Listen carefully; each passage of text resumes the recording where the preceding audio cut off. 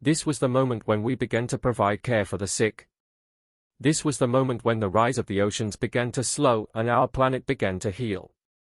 It's no news that politics is a dark game, and the secrets Tucker Carlson just revealed about Barack Obama have proven that. Tucker Carlson has made allegations against Obama of criminal offenses the former US president supposedly committed 2 years ago. Just ask the obvious question, what was Obama like? In fact, is it your sense that that's who Obama is, just transactional, or that he's bisexual, or like, what is this? It definitely wasn't Barack's first. Not only did Tucker get support from someone with a well-known criminal record to back his claims, but he's still intent on turning the world against Obama. To make matters worse, Barack Obama isn't the only US president with an issue with the law. What were the shocking secrets Tucker leaked that, if proven with more evidence, could end Barack's positive reputation? And who is the second US president on the verge of being imprisoned? Keep watching as we reveal what has happened behind the scenes of federal operations over the past few months. Tucker Carlson exposed Barack Obama's corruption. The feud between Tucker Carlson and Barack Obama all started in September 2022 when Tucker ran a popular show on Fox News with millions of viewers. But in April, he was suddenly fired without an apparent reason given by Fox. Carlson believes it was because of the media company's settlement with Dominion Voting Systems, but both Fox and Dominion deny any connection between his firing and the settlement. Even with the humiliation, Carlson quickly started a new show on X, formerly Twitter, called Tucker on Twitter. By mid-2023, he started using cheap tactics to stay relevant, and you'll be disappointed by them. He would invite controversial guests on his show just to boost ratings. Although everything about Carlson is distasteful, he reached a new low in September 2023. In a desperate attempt for attention, he interviewed a man named Larry Sinclair, who made outrageous claims about having taken drugs and having sexual encounters with Barack Obama while the former president was working in the Illinois government before his rise to power. I had given Barack $250 to pay for, I start putting a line on a CD trip to snort, and next thing I know he's got a little pipe and he's smoking. Sinclair has claimed that he was not the only person who had drug-related activities with Obama, but unfortunately, there are no other supporters to back his claim because of the alleged murders orchestrated by Obama's campaign. Sinclair, who already has a well-known criminal background and seems to specialize in deceitful activities, has been standing on these allegations for about 15 years. Despite numerous news outlets dedicating substantial resources to investigating these claims, no one has ever been able to substantiate them. It is pretty confusing that while Sinclair says that Obama was involved in drug use and engaging in sexual activities at the Comfort Inn in Chicago, I had given Barack $250 to pay for coke, I start putting a line on a CD try, no one else seems to know about these events or illegal activities at all. This is also particularly strange considering that, during the time in question, Obama held a public position as an Illinois politician. Until now, these claims are still unverifiable because of the alleged murder of all witnesses or simply because the entire claim is just utter nonsense. Americans have had no choice but to believe the latter is the case, seeing as there is no evidence to support his claim. It makes you wonder what the reason behind Carlson bringing up a discredited conspiracy theory about Obama was. Did he find some new evidence that supported Sinclair's claims, or was there even any newly discovered proof? Actually, no, that's not the case. Carlson just wanted to spend 40 minutes being racist, homophobic, and attempting to humiliate Obama. The segment, which was shown on the night of September 4 last year, contained subtle racist remarks. For instance, Carlson claimed that nobody could pronounce Obama's name, even though it is actually effortless to pronounce, and thinly veiled homophobia. Carlson made sure to show his audience that he firmly identified as heterosexual and that he would physically harm any man who made advances toward him. After the interview, Twitter was filled with conservative individuals sharing homophobic jokes about Obama. If you think about it, Carlson himself didn't really seem to believe the things he was talking about. He wasn't saying that the claims were valid, but he thought they were believable. But it's doubtful that he genuinely thought so. The broadcast wasn't convincing at all. The only thing that Carlson could say in favor of Sinclair's credibility was that a known fraudster was willing to swear under oath that what he said was true. In the so-called interview, Carlson didn't question Sinclair or ask for proof. He mainly focused on scandalous details and made surprised facial expressions. He repeatedly kept saying the words, interesting and amazing, yet it's questionable whether anyone else found the segment intriguing and extraordinary. The interview wasn't just silly, it was uninteresting, the stories of delusional people usually are. Elon Musk, who sometimes talks about conspiracy theories, was even surprised by the interview. He said on Twitter that Sinclair's claims need to be proven with real evidence, not just words from someone with a questionable past. Musk basically said that the whole thing was not looking good for Sinclair and could be harmful. The real issue is not about Obama, but how Carlson and Twitter have gone downhill. Carlson no longer acts like a journalist and instead tries to provoke people. Twitter used to be a good place for news, but now it's full of false information. While all this was happening, Obama was unbothered and busy writing books, kite surfing, and simply enjoying his life. Carlson may have wanted to embarrass Obama, but he embarrassed himself. As if all that drama wasn't enough, Tucker Carlson isn't the only one who has ever leaked secrets about President Obama. Keep watching because things just got even more interesting. Associated Press versus the Obama administration. In January 2015, it was revealed by the Associated Press that the Department of Justice, under the orders of President Obama, had secretly monitored AP reporters. The purpose behind this surveillance was most likely an effort to suppress internal leaks. The Justice Department obtained 2-month telephone records specifically targeting more than 20 different phone lines associated with the news agency. These lines included those used by reporters for their cell phones, office phones, and even home phones. The impact of this action could potentially affect over 100 staff members. The AP President and Chief Executive Officer, Gary Pewitt, strongly condemned this action, referring to it as a massive and unprecedented intrusion. He demanded an explanation from the DOJ regarding their motives for pursuing these records. Pewitt also insisted that the government return the phone records and ensure the destruction of any other existing copies. In a letter addressed to Attorney General Eric Holder, he expressed his strong disapproval of the extensive collection of telephone communications involving the Associated Press and its reporters. According to him, these records can potentially expose confidential sources used in all of the AP's news-gathering activities over 2 months. They also provide detailed information about the AP's news operations, which the government cannot access. He also accused the government of violating the AP's First Amendment rights, stating that this action by the Department of Justice significantly the interference with the news agency's constitutional rights to gather and report news did not end there. The Department of Justice informed the AP about the secret surveillance but did not explain why they obtained the records from April and May 2012. The records include details of calls made and received on reporters' personal phones as well as office lines in New York, Hartford, and Washington, D.C., including the House of Representatives line. The AP speculated that the surveillance might have been an attempt to identify the government insider who leaked information about a thwarted Yemen terror plot, which the AP reported in May 2012. The AP mentioned that prosecutors had previously requested this information from the agency and its reporters, but the news agency refused to cooperate. The DOJ collected phone records of 5 reporters and 1 editor who worked on that particular story, according to the AP. During an interview with the Washington Post, an attorney representing the AP was concerned that the breach would negatively impact the agency's ability to gather and share news effectively.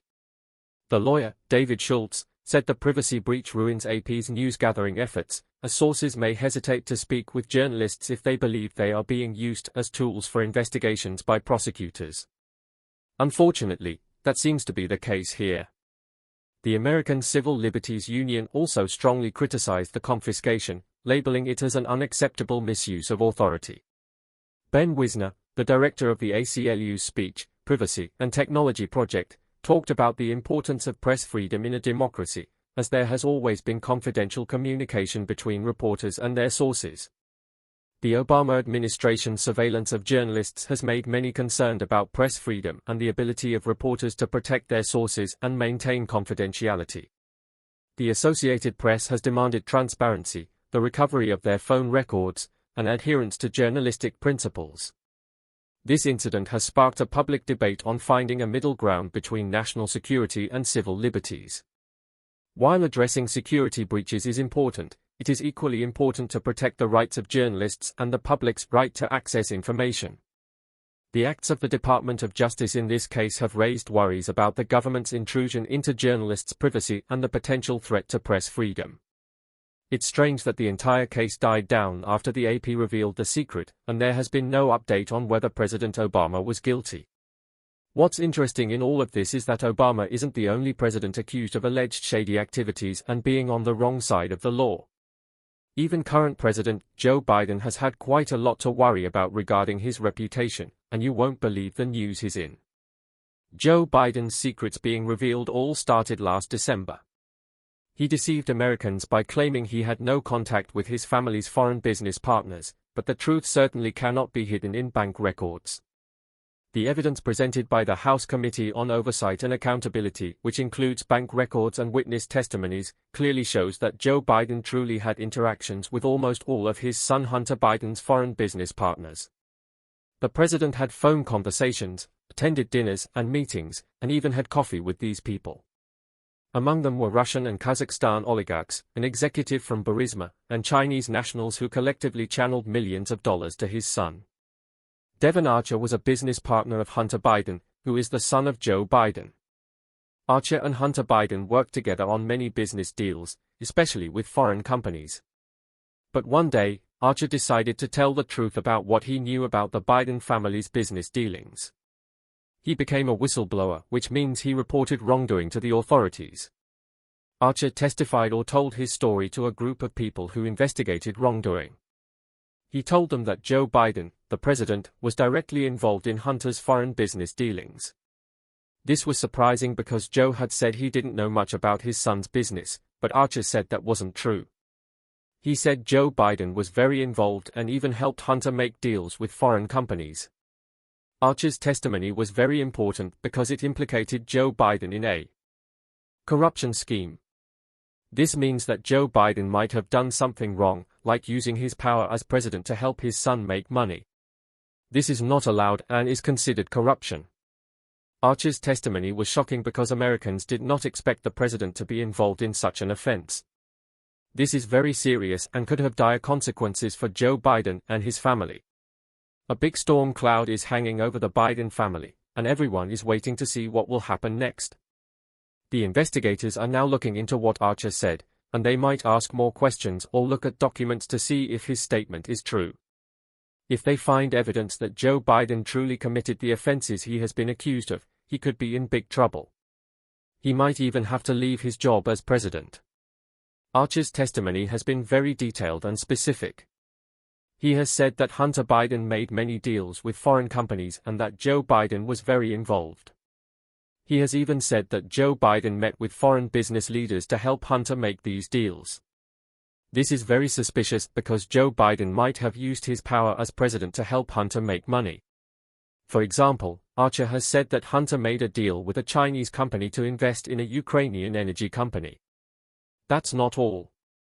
He has also said that Joe Biden met with the Chinese business leaders, and then Hunter made the deal.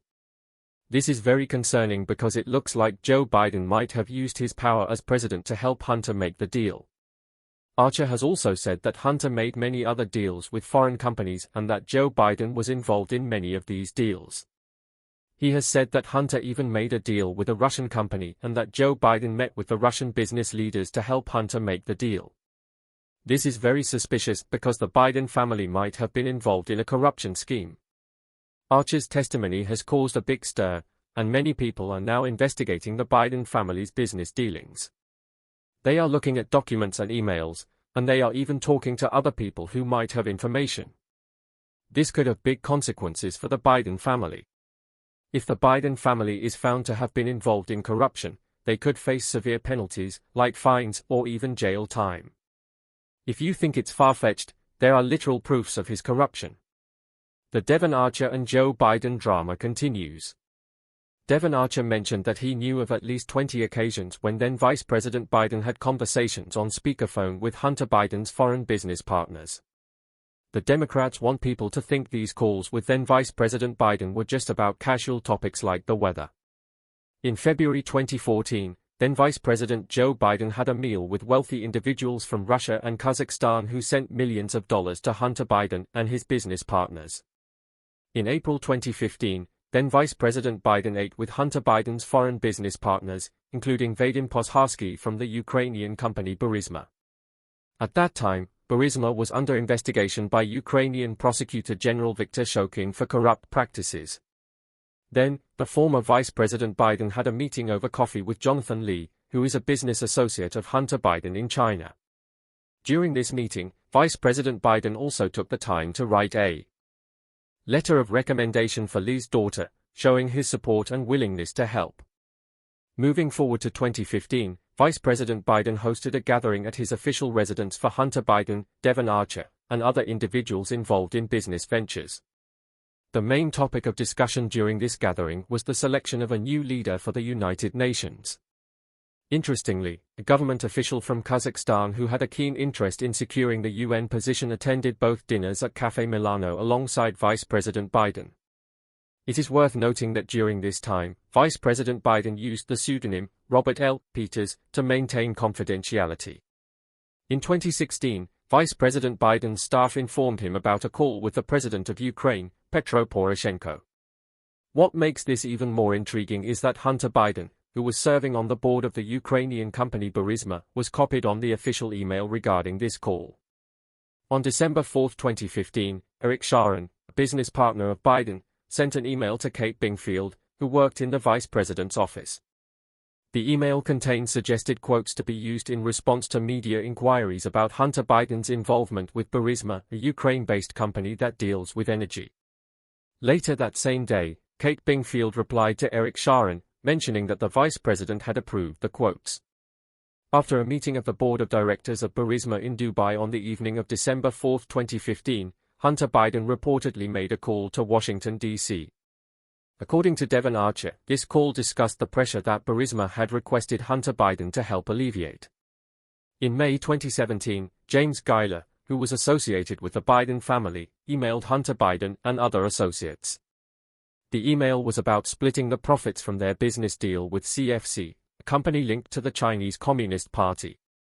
In the email, Geiler mentioned that Joe Biden would be entitled to 10% of the profits. Tony Bobulinski, a former associate of the Biden family, has verified this information. It gets more serious. On May 20, 2017, James Geiler informed Tony Bobulinski, another business associate, that it would be best not to mention Joe's involvement unless they were speaking face-to-face. James acknowledged that Tony was already aware of this but emphasized that they needed to be cautious due to others being overly suspicious. In an email dated September 21, 2017, Hunter Biden stated that Joe Biden was his business partner and even provided Joe Biden's personal cell phone number for verification if the recipient required it. Correspondence also revealed that Hunter Biden, CFC officials, and Joe Biden intended to share office spaces under the name of Hudson West CFC Biden Foundation. On July 30, 2017, Hunter Biden demanded money from his Chinese business associates and issued a threat, claiming that Joe Biden was there beside him. He warned that if he received any communication regarding the matter from anyone other than the recipient, he would ensure that Joe Biden and his extensive network of contacts would hold a grudge against them indefinitely. Hunter Biden also mentioned on August 3, 2017, that the Biden family was very skilled at fulfilling the chairman's desires within their partnership, dismissing any important disagreements. The chairman in question, Yi Jianming, is a Chinese billionaire with ties to a CCP intelligence gathering agency. Yi said that CFC China aimed to have overseas resources and contribute to the national strategy. During an interview with the FBI in December 2020, Rob Walker disclosed that Joe Biden, while serving as vice president, attended a meeting organized by CFC. It was revealed that Vice President Biden permitted his son, Hunter Biden, to accompany him on Air Force Two during official trips to conduct business globally. This arrangement allowed the Biden family to benefit financially from selling a product known as the brand in at least 15 different countries. Shockingly, Hunter Biden's business associates were reported to have visited the White House on over 80 occasions while Joe Biden held the position of vice president. In February 2014, a report emerged stating that then Vice President Biden met with two of Hunter's business associates from Mexico at the White House. This meeting raised eyebrows and sparked concerns about potential conflicts of interest. Another report from October 2015 revealed that Hunter Biden arranged a video call between his father and his Mexican business partners. The following month, then Vice President Biden hosted these Mexican business partners along with a Biden associate named Jeff Cooper at his official residence. That's not even half of the whole case. The questionable actions continued. In February 2016, then Vice President Biden allowed his son and another Biden associate, Jeffrey Cooper, to travel to Mexico on Air Force Two for a meeting with their business partners. These repeated instances of Joe Biden involving his son and associates in official government matters raise serious questions about the ethical conduct of the Biden family. We need to thoroughly investigate these allegations and determine whether there were any violations of laws or moral standards. The American public deserves to be let in on what's really happening behind the scenes from their elected officials, and it is crucial to ensure that no one is above the law. The implications of these actions, if proven true, could have far-reaching consequences for the Biden family and their reputation. The FBI's Form FD 1023, from June 30, 2020, states that Joe Biden, who was the vice president at that time, was involved in a scheme where he received $5 million in exchange for certain actions. Hunter promised Chinese investors access to his father, Joe Biden. In an email from September 2011, Hunter mentioned that his worth to Chinese investors was not because of himself but because of his family name. In 2019, Hunter texted his daughter, saying that he wouldn't ask for half of her salary like his father would. Still, on Biden's corruption case, Hunter Biden informed lawmakers that his business partner, not a wealthy politician from Kazakhstan, was actually the one who paid for his new Porsche. He clarified that his associate wired the money before having dinner with then Vice President Joseph R. Biden. During his testimony, Hunter Biden admitted that his father occasionally joined his business meetings and even made speakerphone appearances while he interacted with his associates. Notice how he threw his father under the bus and not his unnamed business partner. It goes to show how serious the whole thing is. The transcript, which has 229 pages and was released on February 8 this year, reveals Hunter Biden's determination to refute allegations that his father was involved in securing lucrative business deals that benefited the Biden family and their associates. These deals reportedly resulted in earnings exceeding $20 million from various countries such as Kazakhstan, China, Russia, Ukraine, and others. By 2023, things were not looking up for Joe Biden. In fact, he might wave goodbye to his position earlier than anyone saw coming. On September 12, 2023, Kevin McCarthy, who was serving as the Speaker of the United States House of Representatives at that time, announced an impeachment inquiry into President Joe Biden. The House's Judiciary, Oversight, and Ways and Means committees were responsible for conducting this inquiry.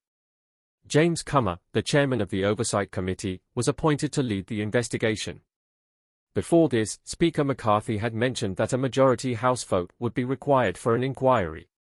He initiated the inquiry by highlighting that previous House investigations had indicated possible corruption involving Biden and his family. It is important to note that no evidence of wrongdoing by Joe Biden himself had been found in any congressional investigations at that point. The inquiry proceeded with a public hearing on September 28, 2023. Despite no evidence of wrongdoing found by the earlier Comer Committee investigation or the impeachment inquiry, majority House Republicans approved a resolution to formalize the inquiry on December 13, 2023. Democrats voted against the resolution. The impeachment inquiry was winding down by March 2024 due to a lack of evidence and Republican reluctance to proceed with impeachment hearings. Alexander Smirnov, an important person in all the bribery allegations against Joe Biden, was arrested by the FBI on February 15, 2024, for lying to investigators and fabricating a story to damage Biden's re-election campaign, claiming involvement of officials associated with Russian intelligence. Many Republican members of Congress and political analysts viewed the start of the impeachment inquiry as a move by McCarthy to appease stubborn right-wing House members and prevent a potential issue for his speakership. The inquiry coincided with tense negotiations over appropriations bills and the looming government shutdown deadline. Some far-right lawmakers linked impeachment demands to other legislative issues, with Green and Gates making strong statements supporting impeachment votes. Despite McCarthy's decision to launch the inquiry, several far-right House members are adamantly standing on their demands and stance on the speakership. What's your opinion on Joe Biden's probable impeachment, and do you think Barack Obama was guilty of all he was accused of? We would love to know in the comments. If you enjoyed watching this video, don't forget to leave a like, share it with your family and friends, and subscribe to our channel so you don't miss our next updates. Democratic consultant Laura Fink refused to yield to Fox News host Harris Faulkner on Tuesday. Harris Faulkner very bravely disclosed a story with the public that was definitely real, definitely happened, and definitely was not made up, and I thank her for that, because those were some strong words. A very strong anecdote about what she definitely experienced. Brash style eventually earned him his own show, Waters World, and later a permanent spot on the Fox News popular roundtable discussion show. On the other hand, Harris Faulkner has carved out a reputation built on award-winning journalism. Her more formal and serious style of reporting has won her the respect of both viewers and colleagues. Faulkner is a 6-time Emmy Award winner known for her commitment to factual reporting and sharp interviewing skills. As the host of the Faulkner Focus and co-host on Outnumbered, she brought a sense of balance to the network's sometimes heated commentary. During a time of major transitions at Fox News, both Waters and Faulkner have played key roles in shaping the direction of the network. Over the past few years, Fox News has faced various internal changes, including shifts in leadership and program restructuring. This period of transformation has seen the rise of personalities like Waters, who appeal to a younger, more politically charged audience, while Faulkner provided a steady, traditional journalistic voice in the midst of the network's evolution. Amid these changes, Jesse Waters surprised viewers with a shocking on-air announcement during a recent segment of The Five. As the show opened to its usual format, Waters suddenly addressed the topic of Harris Faulkner moving on, leaving audiences stunned. His simple statement sparked an immediate wave of speculation. Was Faulkner leaving the network for good? Was she transitioning into a new role? But that's not all. You won't believe what happened next. The announcement was brief, offering little detail about Faulkner's next steps, which only fueled more speculation. Great pleasure. Joining us now, Harris Faulkner, co-host of Outnumbered and host of the Faulkner Focus on Fox News. Harris, it is wonderful to see you, even if I have to go to Chicago to find you. Viewers immediately took to social media, expressing both confusion and curiosity about what this meant for Fox News and Faulkner's future. Many longtime fans of the network expressed their disappointment, while others speculated about her next move. Could she be heading to another network? Or perhaps she was stepping away from the spotlight altogether. Fox News viewers have always been deeply connected to their favorite hosts, and Faulkner was no exception. Known for her poise and professionalism, she built a loyal following over her years with the network. The sudden news of her departure came as a shock, especially given her prominent role. The fact that Waters, a fellow co-host, was the one to break the news added to the seriousness of the moment. With no official statement from Faulkner herself, rumors began swirling about the reasons behind her departure. Some believe she is preparing to take on a bigger, more prominent role elsewhere, while others wonder if internal changes at Fox had prompted her exit. However, it appears that what Jesse Waters said did not refer to Faulkner leaving Fox News but to the studio renovations that are currently going on at the station. Fox News has been undergoing significant studio renovations, including moving key shows to a revamped Studio B. This shift included Jesse Waters' program and Harris Faulkner's The Faulkner Focus. During an episode of The Five, Waters mentioned this move, offering viewers a glimpse into the changes happening behind the scenes. Hello, everybody, I'm Jesse Waters, along with Judge Jeanine Pirro, Harold Ford Jr., Shannon Bream, and Greg Gutfeld. It's 5 o'clock in New York City, and this is The Five. Waters explained that the move to Studio B was primarily due to the network's effort to modernize its broadcasting spaces, enhancing viewer experiences. He briefly highlighted that both his and Faulkner's shows would now be broadcasting from this newly renovated space, focusing on the improved facilities and what it meant for their programs moving forward.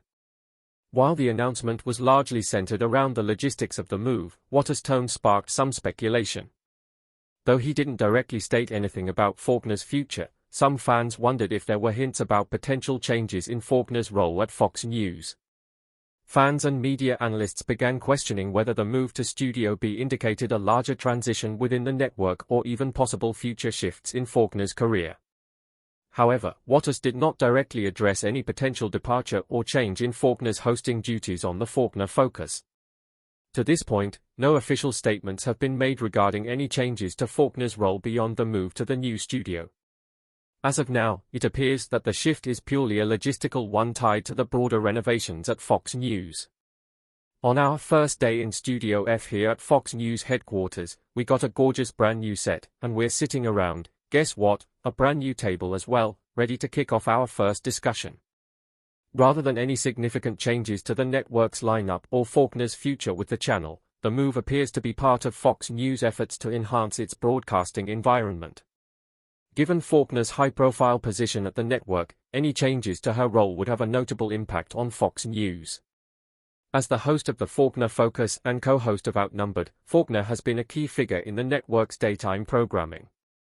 Her hard-hitting interviews and news analysis have made her a respected voice in political journalism, and any shift in her position could signify broader changes at the network.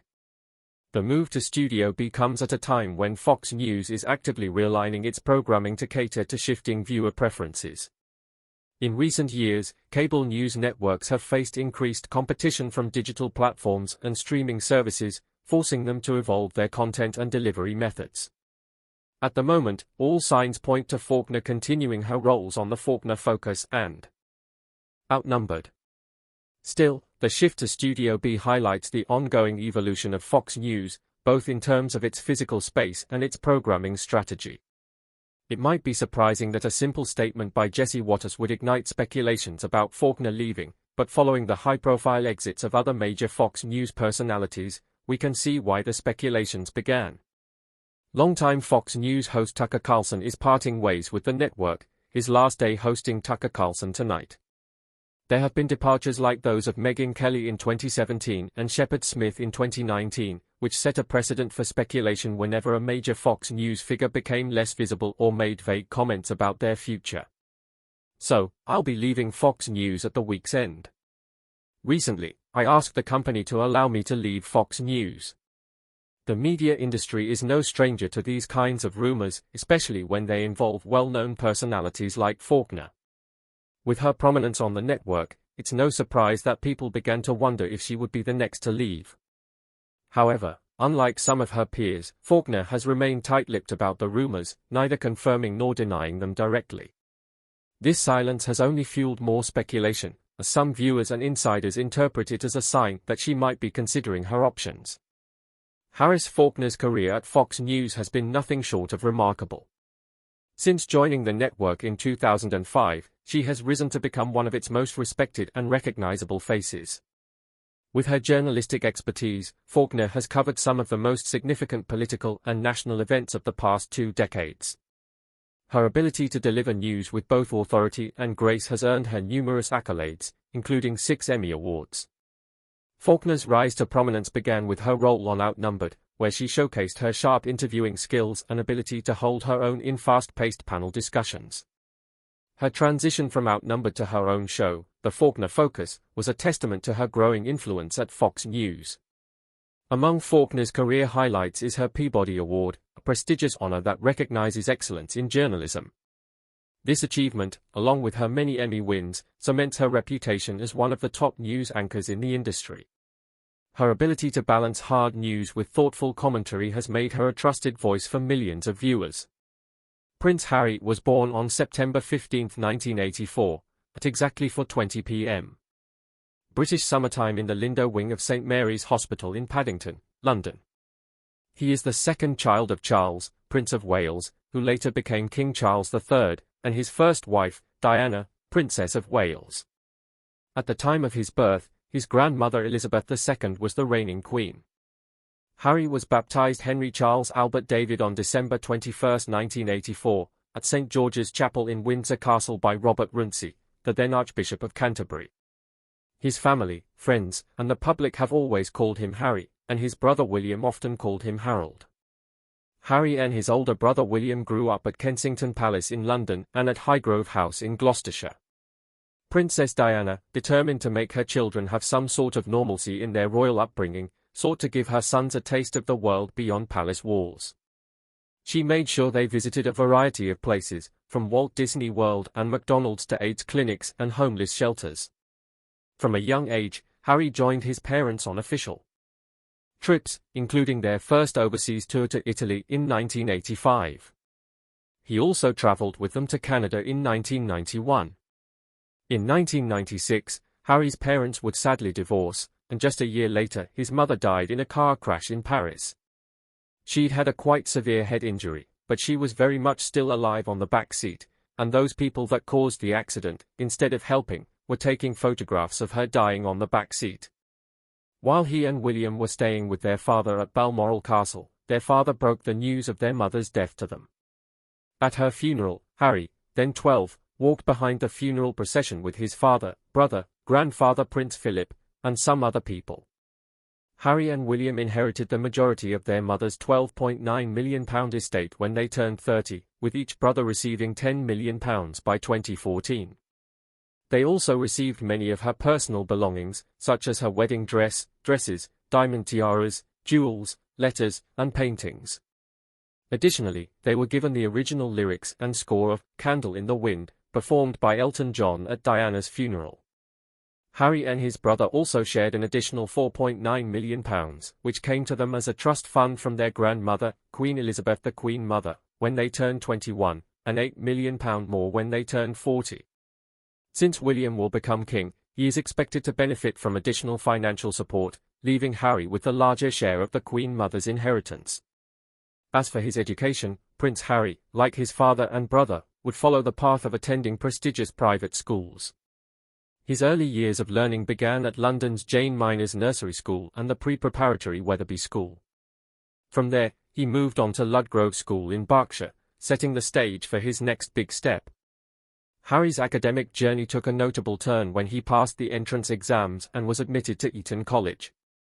During his time at Eton, Harry demonstrated talent as an artist, but it was in sport where he excelled in rugby and soccer on Eton's vast lake.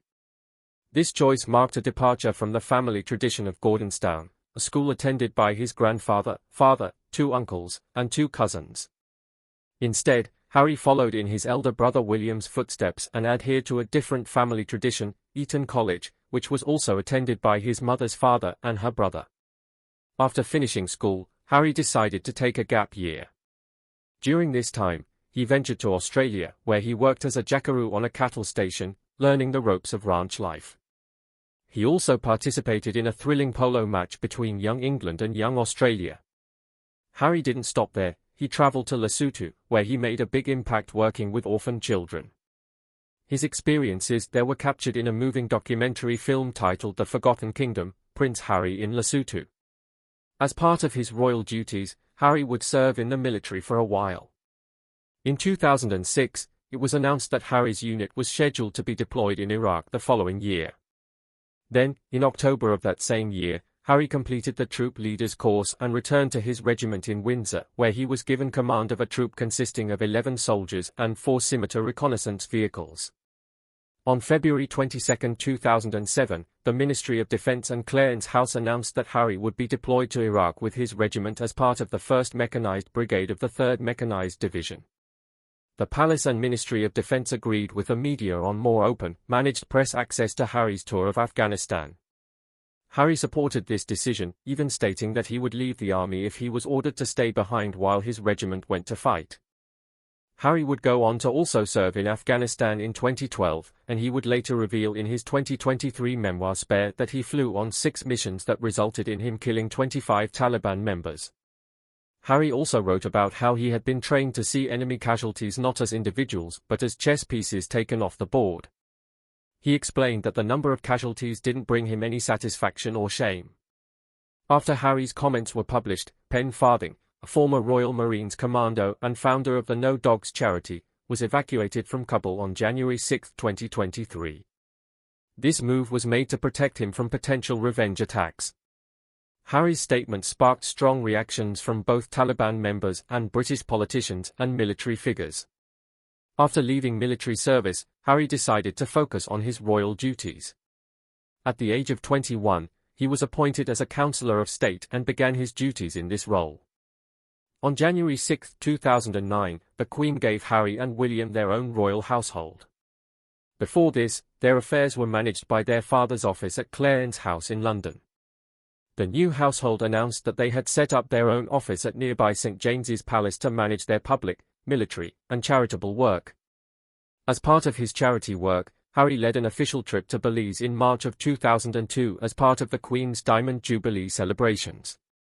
He then travelled to the Bahamas and Jamaica, where Jamaican Prime Minister Portia Simpson Miller was considering making Jamaica a republic. Harry also visited Brazil for the Great Campaign. To join in the celebrations, he played the tambourine and appeared in the music video for the song Sing, which was released in May 2012 to celebrate the Diamond Jubilee. Prince Harry took the stage at the London production of Hamilton and left fans wanting more. As his royal tour continued, Harry would also make an official visit to the United States. The trip focused on supporting injured American and UK troops, promoting his charities, and advancing British interests.